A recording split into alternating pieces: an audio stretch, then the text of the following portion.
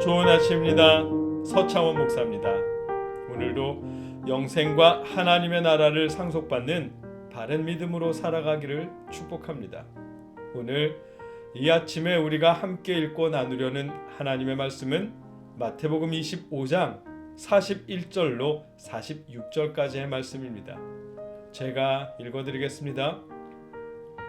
또 왼편에 있는 자들에게 이르시되 저주를 받은 자들아, 나를 떠나 마귀와 그 사자들을 위하여 예비된 영원한 불에 들어가라.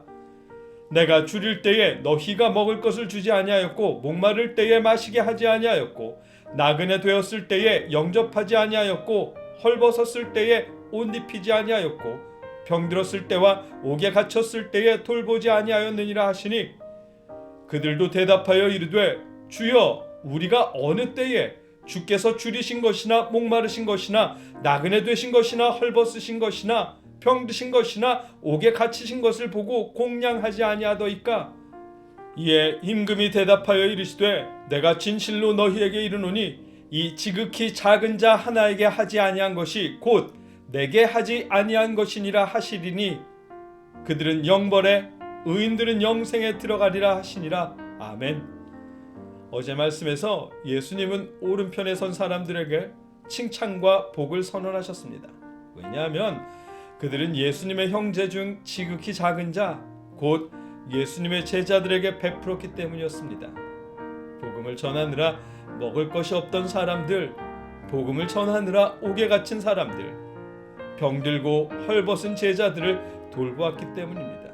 그것이 오른편에 선 사람들이 칭찬받은 이유였습니다. 그렇다면 왼편에 있던 사람들은 어떠했을까요? 예수님은 그들에게 이렇게 말씀하십니다. 또 왼편에 있는 자들에게 이르시되 저주를 받은 자들아, 나를 떠나 마귀와 그 사자들을 위하여 예비된 영원한 불에 들어가라. 아멘. 오른편에 선 사람들에게 하신 말씀과 너무도 다른 말씀을 하십니다. 오른편 사람들에게는 내 아버지께 복받을 자들이여 라고 하셨는데, 왼편에 선 사람들에게는 나를 떠나 라고, 주님을 떠나라고 하십니다. 이어서 오른편에 있던 사람들에게 너희를 위해 예비된 나라를 상속받으라 하셨는데, 왼편의 사람들에게는 마귀와 그 사자들을 위하여 예비된 영원한 불에 들어가라 하며 벌을 내리십니다. 오른편의 사람들과 비교해서 정말이지 참 혹한 결과입니다. 그들이 꾸중을 들은 이유는 내가 줄일 때에 너희가 먹을 것을 주지 아니하였고, 목마를 때에 마시게 하지 아니하였고, 나그네 되었을 때에 영접하지 아니하였고, 헐벗었을 때에 옷 입히지 아니하였고, 병들었을 때와 옥에 갇혔을 때에 돌보지 아니하였느니라 하시니. 아멘. 예수님이 줄일 때, 목마를 때, 나그네 되었을 때나 헐벗거나 병들었을 때, 옥에 갇혔을 때 돌보지 않았기 때문이라고 하십니다. 왼편에 있던 사람들도 오른편 사람들처럼 똑같이 물었습니다.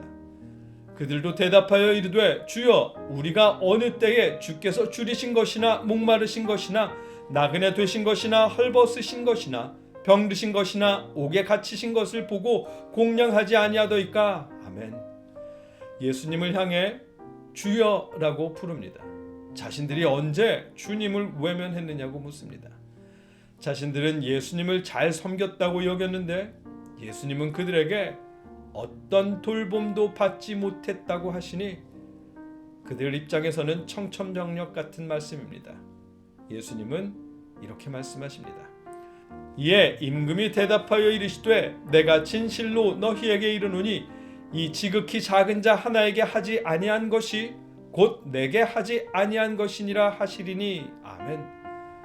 지극히 작은 자에게 하지 않은 것이 곧 주님께 하지 않은 것이라고 말씀하십니다. 예수님의 제자들, 복음 사역하느라 헐벗고 굶주린 사역자들, 주님의 말씀대로 살며 겸손히 자신을 낮추는 그런 사람들, 복음을 전하느라 옥에 갇힌 제자들을 외면했다고 하십니다. 그들의 신앙생활이 어떠했는지 모르지만, 이 왼편에 선 사람들의 신앙생활이 어떠했는지 모르겠지만 그들은 예수님의 가르침을 따르지 않았다고 하십니다. 서로 겸손히 서로 섬기며 서로 돌보는 하나님의 나라를 이루며 살지 않았다는 것입니다. 예수님의 판결은 예수님의 독단적인 판결이 아닙니다. 하나님께서 구약 성서를 통해 이미 하신 말씀과 같습니다. 이사야서 58장 6절에서 7절을 보면 내가 기뻐하는 금식은 흉악의 결박을 풀어주며 멍에의 줄을 끌어주며 압제당하는 자를 자유하게 하며 모든 멍에를 꺾는 것이 아니겠느냐? 또 줄인 자에게 내 양식을 나누어 주며 유리하는 빈민을 집에 들이며 헐벗은 자를 보면 입히며 또 내 골육을 피하여 스스로 숨지 아니하는 것이 아니겠느냐? 아멘. 또 에스겔서 18장 7절 9절을 보면 사람을 학대하지 아니하며 빚진 자의 저당물을 돌려주며 강탈하지 아니하며 줄인 자에게 음식물을 주며 벗은 자에게 옷을 입히며 별리를 위하여 구워주지 아니하며 이자를 받지 아니하며 스스로 손을 금하여 죄를 짓지 아니하며 사람과 사람 사이에 진실하게 판단하며 내 율례를 따르며 내 규례를 지켜 진실하게 행할진대 그는 의인이니 반드시 살리라. 주 여호와의 말씀이니라. 아멘. 이 말씀에 의한 판결인 것입니다.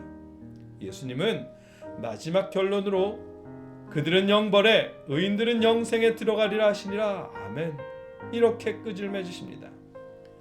의인들에게 주어진 것은 영생과 하나님 나라를 상속받는 것이었고 왼편에 있던 자들은 영벌에 처해진다고 하십니다. 그 기준은 지극히 작은 자, 곧 예수님의 제자들 가운데 연약한 분들을 돌보는 일이었습니다. 그것이 곧 믿음이기 때문입니다. 예수님을 믿어 구원에 이른다는 말씀에서 믿음은 단순히 믿습니다라는 외침과 고백만을 의미하는 것이 아닙니다. 믿습니다라는 고백은 예수님의 말씀을 따라 살겠다는 것을 의미합니다. 예수님의 말씀처럼 지극히 작은 자들, 예수님의 제자들이나 믿음의 형제들 가운데 연약한 자들을 돌보고 서로 겸손하게 서로 섬기는 것이 곧 믿음의 고백입니다. 노숙자분들이나 사회적 약자분들을 돌보더라도 먼저는 주님께서 내 형제라고 부르시는 믿음의 형제들을 먼저 돌보아야 한다는 의미입니다. 예수님이 제자들을 파송하실 때 먼저 이스라엘의 잃어버린 양을 향해 가라 하고 말씀하신 것처럼 말입니다. 오늘 본문을 통해 알게 되는 사실입니다. 말씀을 정리하면 예수님은 믿음의 사람들을 오른편에, 그렇지 않은 사람들을 왼편에 세우셨습니다. 오른편 사람들은 하나님의 나라와 영생을 선물 받았고 왼편에 선 사람들은 영벌에 처해졌습니다. 그 기준은 예수님의 가르침을 따라 형제들을 돌보며 섬긴 사람인가 아닌가가 기준이었습니다. 그것이 믿음이기 때문입니다. 저와 여러분이 또 우리의 자녀들이 믿습니다라는 고백과 더불어 예수님의 가르침을 따라 살며 예수님의 참제자, 영생과 하나님의 나라를 상속받는 의인들일 수 있기를 주님의 이름으로 축복합니다. 함께 기도하겠습니다.